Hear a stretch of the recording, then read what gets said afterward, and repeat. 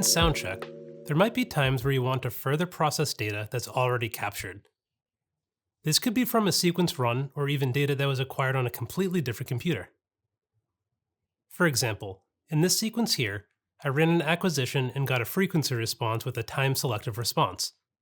I might want to change some settings, and I might want to manipulate this data further. I could go into my analysis step and make changes, or drag in additional post-processing. But if I'm just trying to investigate, I might not want to change the sequence that I've been using. So here, we can use the offline menu. This lets us run any step in SoundCheck, but instead of in a sequence, we just run it manually.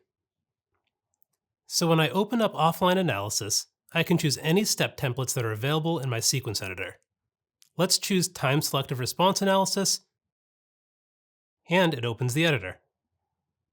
Now I can manipulate this, choose whatever settings I want, and then when I apply these settings, it will create protected data in my memory list with these settings. So here I'll configure my step, pick my stimulus and response waveform, and now let's say I want to see how this would look with a different windowing time. I just type in the new value here, click apply, and this data is populated to my memory list as protected data. I can view this alongside the measured data in my sequence to see what the changes would be. And I can keep doing this. Every time I make a change and click apply, I'm going to get additional protected data. It will be added to the memory list, and I can go through, quickly view these, and see which setting I want. This is also useful for additional processing. If I close this step, I can just delete the data I captured over here from the memory list, and I can process the curve further. Instead of changing a step that I already ran in the sequence, I could add in a completely new step.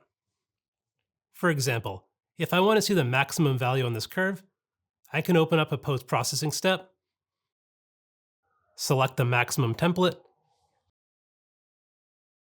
choose my fundamental, and when I click apply, it's added to the memory list and I can view it on this table here. The offline menu gives a very quick and easy way to add new measurements and further process your data from a single menu without needing to write an entire sequence.